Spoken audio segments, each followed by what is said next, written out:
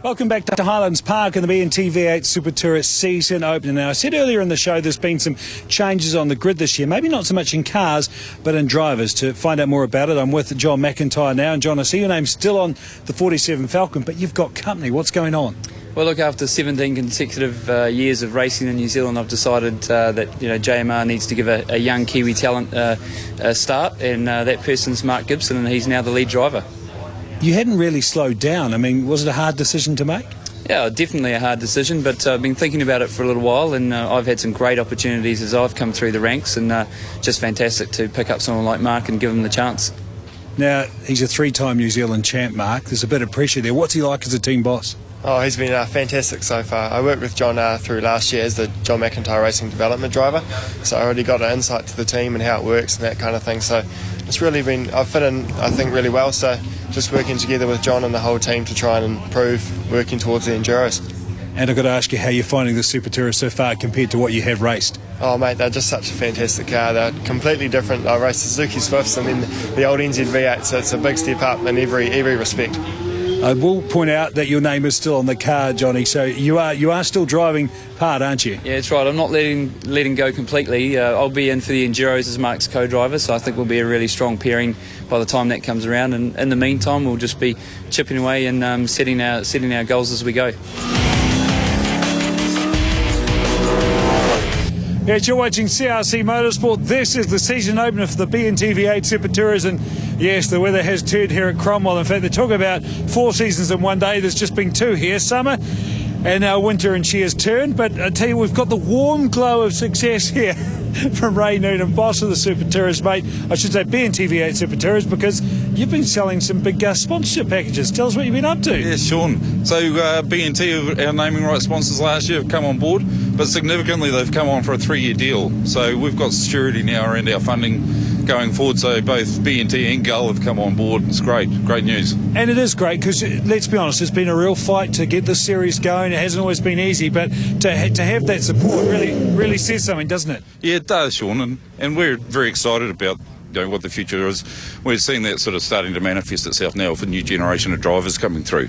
Let's talk about this. It's almost like sort of an adoption things happen, isn't it? Because they've all these foster children have come into the cars. Yeah, we're seeing some of the really senior drivers in New Zealand Motorsport sort of stepping aside and now starting to mentor through some young drivers. So we've got a Mark Gibson who's on the grid today, but next meeting in 2 weeks' time, we'll have 2 more junior New Zealand drivers coming through under the tutelage of some senior guys. So it's great. Now, I've seen the data track. I know how close these cars are to a supercar around Pukekohe, and I understand there's going to be a few more Aussie names featuring as well.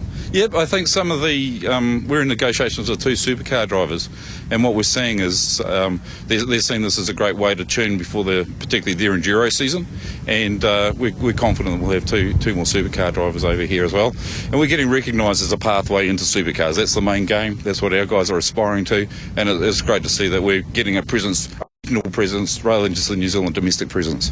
Good stuff. I'll let you get undercover. He can do anything, it seems, except sort the weather right now. Time for race 2 here on CRC Motorsport.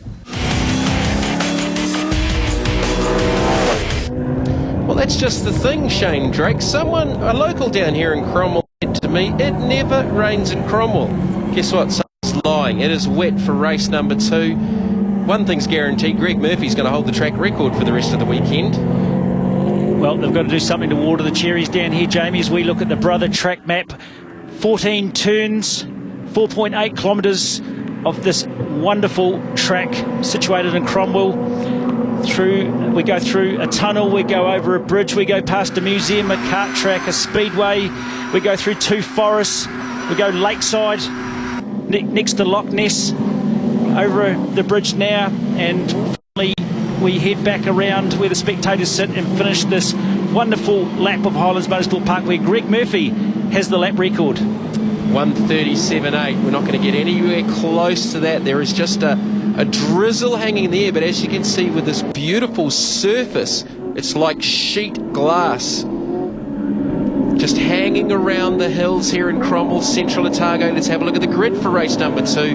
Top qualifier Greg Murphy starting off the pole. Richard Moore this time starts alongside his M3 Racing team. teammate. Andre Heimgartner from 3 and Pedersen from 4. Simon Evans will start out of position 5. No Eddie Bell, again, not contesting the rest of the weekend. However, Evans will start. Greg Murphy has lent them an engine for race number 2 and 3. Mitchell Cunningham brings the 32 Falcon out of grid number 7. Fogg, who's a non-starter as well.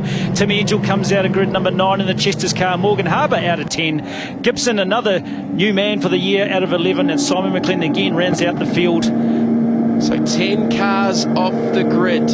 No Eddie Bell, no Angus Fogg. Too much damage to the property tutor.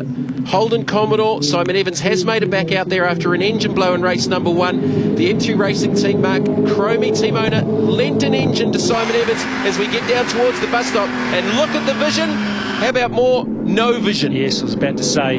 The only thing these guys have got in their favour around here is that they're on the fantastic Hankook wet tyre, which is amazing. You wouldn't want to be on any other wet treaded tyre in a condition like this. Here's a quiz question for you, Drake. When was the last time the BNT V8 SuperTourers raced in the wet? He's thinking. I'm thinking Manfield. Manfield in the first season. Well done, Shane Drake. Round 3 is it first season, yeah. You get a point. Oh, Heimgartner sideways, looking for a run up the inside of Richard Moore. Sets the run up down underneath the tunnel to the carousel, and he did that nicely. Just got better drive off the infield out of turn number 4 off the BNTS's. Now, Murph will be happy. He can see. Anyone behind him will be struggling with vision. Such is the amount of water that these Hankook wets will pump, and they literally are 4 little water pumps on each corner of these race cars. Yeah, amazing tyre. Gives you a lot of confidence driving a big heavy car like a BNT V8 Super Tourer. Murphy's got to see them first. It's not that easy to actually see out the back when you're puffing out that much spray and you've got a bit of aero on the back, but he's used to it. Mitch Cunningham thought about having a look there at Simon Evans.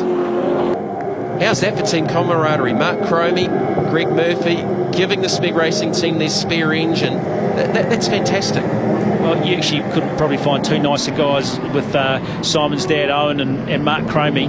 Oh, Heimgartner just locked up the rears. Richard Moore's going to get back up the inside. There's a little bit of contact. Still having to go as Richard Moore. They'll be rolling the throttles.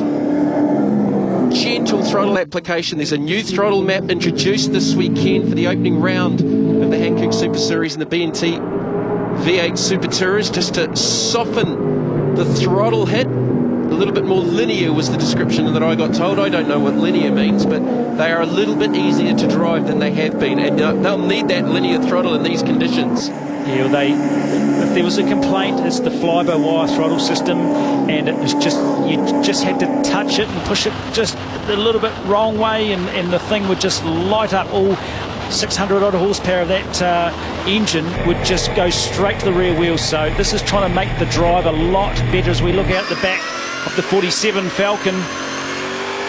Greg Murphy on board, clear track ahead, clear vision, little step out under brakes, no windscreen wiper. Now that's interesting. Is it not working, or is he just choosing not to use it? Oh, he's got opposite lock, understeer. He's got everything going on in the cockpit of the Mike Perro Real Estate Commodore. Well, he might have chosen to not run that wiper given the fact that he was going to get out front, and you better hope he does, but it's only a switch. You've got to remember that for my second point, Jamie, who was the person that won that wet race? You're a bit slow in reacting, mate. I've got to say, Drakey, I can't remember. Johnny Reed, maybe? Greg Murphy. Greg Murphy. And he brought that number 51 home with there was no knobs left on those tyres. So while he was quick that day, it certainly did come home a little bit second-hand. So there is Simon Evans running the engine, the M3 Racing team called Dr. No. In between the chassis rails of the Smeg Racing Commodore and Pedersen. I was going to say they'd made some changes after race number 1, but they'd be pretty radical changes now because they're all on a full wet setup for the second race. Like the first race, 12 laps again. Murphy very, very close to the concrete. It's already claimed its fair share of victims this weekend across all of the classes except the Central Muscle cars, funny enough. But we've had some TRS cars in there, we've had some Utes in there, and obviously Angus Fogg. Look, back on board, the BNT on board with Greg Murphy. Look at that shot. That is awful conditions. Look at him nursing that car around there. Tiptoeing. I was going to say he had the lean on in that shot looking back at him too, which means he's focusing and concentrating as much as he can. Well, he's right on the limits. You can see the attitude of the car. It looks quite twitchy. He's having to really hustle here because Andre Heimgartner is not that far behind, just like we saw in race number 1. Although, as we say that, Murph has a slight extension there in the last lap and a half. Well, to be honest, there's not much time on this 4.8k track to have a rest, and look at the thing just trying to take off on him. Betcha Heimgartner can see this, and he is visibly closing the gap on Murphy. Likewise, Ant Pedersen to Richard Moore, and Simon Evans up and behind Ant Pedersen. That is very, very close for 4th and 5th. Ford versus Holden. Moore way wide down there at the Hankook hairpin. BNT on board with Pedersen, trying to minimise that wheel spin. If we could see, we could tell you what's going on, but they're still behind Richard Moore. Well, with a cricket analogy, I think soft hands is appropriate. In this, with the BNT V8 Super Tourer in the wet in the central Otago, it's more like soft feet. Snow can quite often fall in these conditions too, up on the ranges. It's not quite that cold, but the track temperature is 18 degrees. There is no track temperature. Just trying to add it to the number of firsts this weekend, Jamie. Well, the reason I know the track temperature because there are 10 sensors right around the 4.8 kilometres, including one in pit lane, that give you live track temperature. As we said, it's about 18 degrees as this race continues. Greg Murphy out in front, chased by Andre Heimgartner, and this battle group for 3rd, Richard Moore and Pedersen and Simon Evans. Welcome back to a very wet Highlands Motorsport Park. Race 2 continues for the BNT V8 Super Tourers. It's more like controlled ballet because these drivers are just tiptoeing their way around this 4.8 kilometre long facility. Lap times from race number 1, they are at 12 seconds a lap slower in the wet. Although looking at that, Drakey, there is a racing line starting to appear. Here's Pedersen having a little bit of a nose. Oh, he's got a nose in there, but it's not going to be enough. And in the meantime, Evans closes up. Right up behind the rear wing. Visibility will not be great for Simon Evans. Pedersen had a good look at Richard Moore, but look at the momentum he's lost. He's lost a good 3 to 4 car lengths after that challenge. That can quite often happen in a situation, in both instances, in the dry and the wet, but in the wet you've just got to carry speed. As we go back on board, Pedersen, the 96 J.A. Russell Falcon. In behind this group, you've got Mitch Cunningham, Mark Gibson, Simon McLennan, Tim Edgell and Morgan Haber. 10 cars out on track for race number 2 in treacherous conditions. Windscreen wipers are well and truly on for Richard Moore, Ant Pedersen and Simon Evans. 3rd, 4th and 5th. There's Mitch Cunningham just in the background. Again, as Pedersen gets close and then tries to get the throttle application down, is just up ahead of those 3, the race leaders, Greg Murphy and Andre Heimgartner. And Heimgartner has closed the gap as Moore is sideways through turn 14. Now that the Barker's Holden. That looks spectacular. It's just that it was fantastic. There was a lot of room between him and the wall. But Heimgartner definitely has made some gains. Greg Murphy had about a 3-second advantage a few laps ago. Look at that through the southern loop. They are just idling, just about idling through the southern loop. Yeah, they're just like pioneers under. Here's Heimgartner closing up. Is he going to take it? He's going to take it to him. His attitude on the opening lap with Richard Moore. Here we go. Not quite close enough. Well, he's the fastest driver on track right now. He's closed the gap to Greg Murphy. Steps out under brakes. Simon Evans with an inside run on Ant Pedersen. Down through the tunnels. Going to try and set it up at the carousel. Pedersen gives him room. Pedersen's got the line to the right-hander, though. Oh, this is tricky stuff. Look at this. Oh, Evans over the curb and was actually out on the dirt. It kicked up the dirt on the left rear corner of the Smeg Commodore. Well, he had a go, but Pedersen had the right-hand line to the next corner. This is not over. Evans making a little error there. No, not too bad. So these guys are just tiptoeing around. This is back on board with Murph. Heads through the goal chicane, up over the bridge. Don't know that they'll be getting airborne over the exit of the bridge now in these conditions. So they head back towards the turn 12 Fuchs corner. Murph has extended, but like probably only by about a car length. That battle group for third is the one to watch. Simon Evans, currently the second quickest driver on track behind now Greg Murphy, who's gone quickest, 149.443 for Greg Murphy. Andre Heimgartner, a 150.084. In fact, Evans third quickest, 150.265. As Heimgartner continues to take it to Greg Murphy. Deja vu, we saw this in race number 1. You hold your breath through the bus stop in the dry. Just about speechless watching them go through in the wet. That's the longest corner you go. Oh, look at this, Murphy. Might have given the gap. He looks in the mirrors. You can see him. Yes, here comes Heimgartner having a go, but it's going to be hard work for him. Lit up the rears. You saw the correction, the big correction. That is just about as big a correction as you will get in these cars. That was probably just about full lock. Here's Heimgartner up the inside into the carousel. No. Murph, well, it was a half cover. He saw him coming, but Heimgartner was fully committed, but he wasn't quite close enough.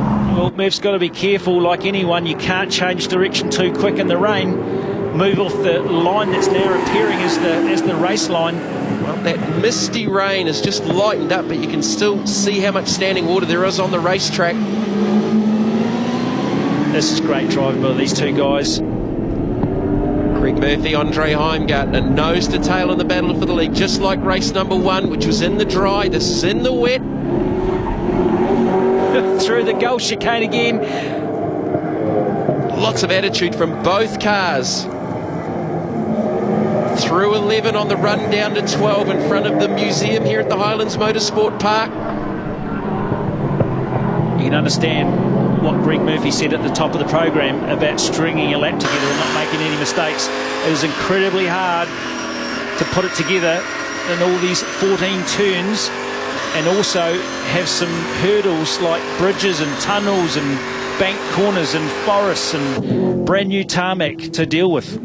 So Richard Moore third, Pedersen still fourth, Simon Evans in fifth. This battle has raged from the start of the race. They're about 5 seconds back from the race leaders. In behind them, you've got Mitch Cunningham just in the background. We saw Mark Gibson, who's been impressive. Both he and Haber, rookies, technically.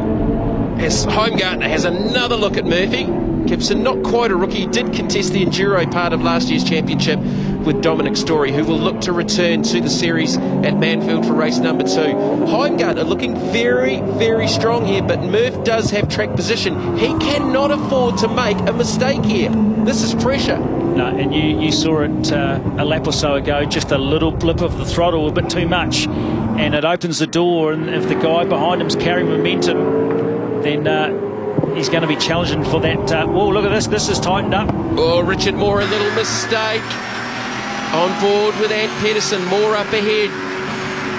Simon Evans right up underneath the rear wing of the J.A. Russell Ford. Pedersen has a launch up the inside of Moore.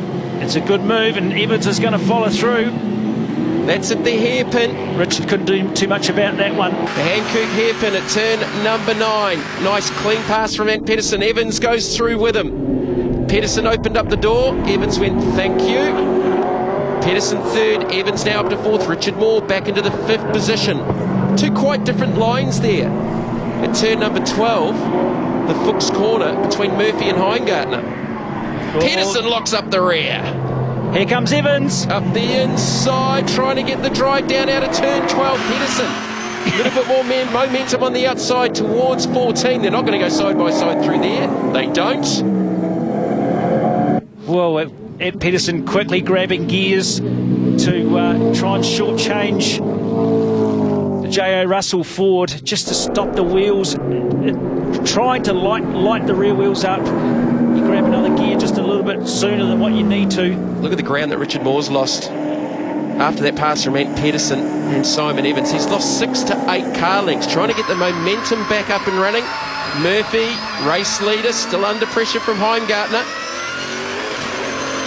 Now, did he run wide down there through the Gull chicane? He looked to be very, very wide on the entrance. Heimgartner still right there with him. Pedersen and Evans, 3rd and 4th. They've dropped off Richard Moore now. Down through the Heinz Carousel, turn 5 here at Highlands. You can see the banking. She's not quite Daytona, but 18 degrees is a fair bit when you're sitting at the bottom of the corner. So many different corners of this place that do feature at different motor racing circuits around the world. You know, we have the bus stop, Spa. You've got the forest part of the section ×2, which is a la Nürburgring. There's such an amazing facility. So Ant Pedersen, as one goes off, Simon McLennan through the gravel. The M2 Motorsport Commodore drives it through. Well, that got absolutely airborne. Yeah, it was a big moment. Not sure what happened there. He potentially just, well, he's just run out of road by the look of it. And on the Sangyong action replay, he's made his own road. Looks like the M2 Motorsport car is going to come out of it without any damage that we can see. But again, that won't be good for the underneath of the car. It was a pretty hard landing. Welcome back to the opening round of the Hankook Super Series. The BNT V8 SuperTourers second race continues here at Highlands Motorsport Park for the Fuchs 250, and Heimgartner is working over Greg Murphy for the race lead. This is an enthralling battle out in front. How close was Murphy to the wall at turn 14 when we come back to air? That was amazing. A big lift further back and behind the battle for third, fourth and fifth. You've got Mitchell Cunningham and Mark Gibson. Gibson continuing to do a strong job. Solid result in race number 1. And the first time in wet conditions for the former V8 Challenge Cup driver and Suzuki Swift Sport Cup driver out of Taupo. Yeah, certainly just to add to a very, very trying weekend. You've got a new car, a new track, and throw some rain in with it as well. Top 6 in race number 1 back on board. BNT on board with Ant Pedersen and J.A. Russell Ford. This fight is not over. Simon Evans looking very, very strong here in the Smeg Commodore. New sponsor and livery for 2014. Oh, look at those cars wiggling their tails as they head through turn 8. On the run down to 9, Evans down the inside, under brakes to the Hankook hairpin. Little bit of contact mid-corner. Pedersen runs off track. Well, I was about to say that it was a great move, and I don't think Ant Pedersen saw him there. I mean, Evans was well and truly alongside of him. Richard Moore goes by as well. He recovers a position. Pedersen still trying to get back up the momentum. Oh, there's Pedersen checking out his steering, so he must have made contact, potentially with another wheel, something hard. Well, it was wheel to wheel. The cars were side by side. Evans certainly looked strong. Was working over Ant Pedersen for pretty much the duration of the race, as the two did in race number 1 in the dry conditions before Simon Evans. Holden Commodore blew an engine. Murph now has got away from Heimgartner. Heimgartner must have made a mistake somewhere over the back of the circuit, because Murph has extended. Heimgartner was right up underneath the rear wing of the Mike Perro Real Estate Commodore. He's lost 10 car lengths. He certainly had a moment somewhere as Murphy goes a little bit offline there. Well, his last lap was 5 seconds slower than his previous best, so Heimgartner must have had a little off somewhere. As Ant Pedersen tries to come back to Richard Moore. 4th and 5th, Simon Evans up in the 3rd position. There's the opening. There's the opening. Moore very wide out of the Sound Southern Loop. As I said, that fence is very, very close off the exit. BNT on board with Pedersen.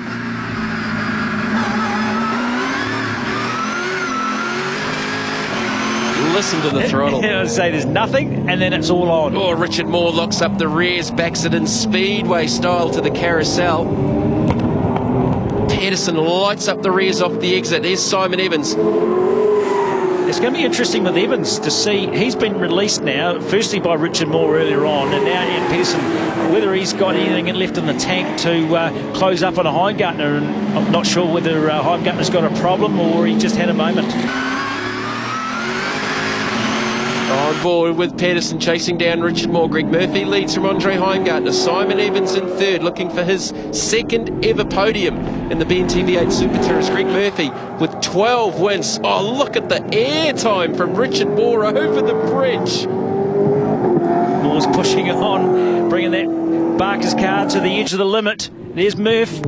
Right up against the concrete. They both are, aren't they? Still trying pretty hard. Andre won't be happy if he has made an error to let Murph gap him like that. Still be a good points haul though, Greg Murphy.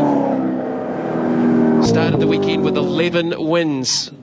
He's won the most races of any of the drivers in the BNT V8 Super Tourer history over 2 seasons, 20 different winners. Greg Murphy now with 12 victories, looking for win number 13. Pedersen and Moore continue to go at it now for 4th and 5th. Pedersen on the recovery after contact with Simon Evans. Pedersen's got good speed round here compared to Moore, and there he goes. Just clips the apex. He was up on the grass, looks to the outside. Moore has got the line though. That car doesn't look as settled as Ant Pedersen's Ford. No, but he had to cover going into the BNT S's as well, which doesn't help his cause on the exit. And unfortunately, coming out of those S's is just such a fine line of getting it right that Pedersen, it's difficult to get that car to cut back inside. This is where Moore's a little bit skatey as well. It continues to be. This is where it all happened a few laps back. Here he goes again. The hairpin. Pedersen launches up the inside this time. Moore turns in. There's contact between the two. A la Evans and Pedersen, although Moore didn't quite run as far wide off onto the grass as Pedersen did. That was just about a replay of the pass, I think, with Evans and Pedersen. It was a big, good lunge by Pedersen. Look at him. Oh, he's trying hard. Sideways over the curbs. Richard Moore turning in on Pedersen. Pedersen with the pass. Greg Murphy grazes the concrete out of turn number 14 onto the front straight here at Highlands.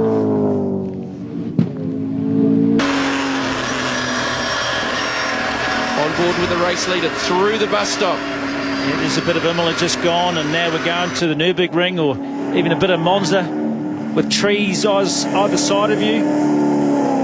Look at the water billowing up off these Hankook wet tyres. Murph, the fastest driver on track, a 1:49.443. They're 12 seconds a lap slower in the wet than they were in the dry for race number 1. Murph looking to make it 2 from 2 for the weekend.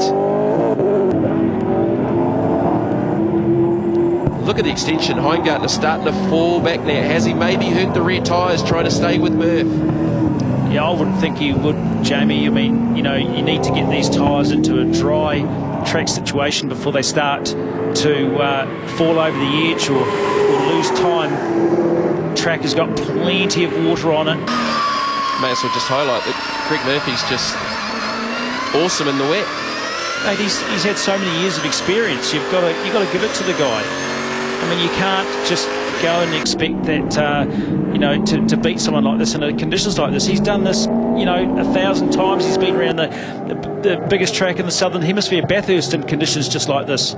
So the last lap run for Greg Murphy over the bridge for the final time. Heading down towards the Fuchs corner.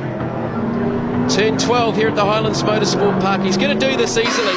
On board, a little bit of one-handed sideways style action.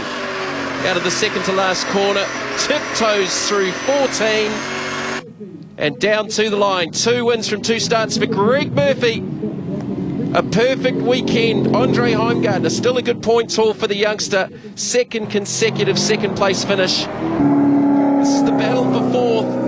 Simon Evans will cross the line here in 3rd, his second ever podium in the BNT V8 Super Tourers. So it's 2 wins from 2 starts for Greg Murphy in the Mike Pero Real Estate Commodore, from Andre Heimgartner and Simon Evans, and Pedersen in 4th, Richard Moore in 5th. Mitch Cunningham, fantastic 6th place result after the damage sustained after that clash with Angus Fogg after Foggy got into the concrete in race number 1. Mark Gibson in 7th, Simon McLean in 8th, Tim Edgell 9th, Morgan Haber in 10th.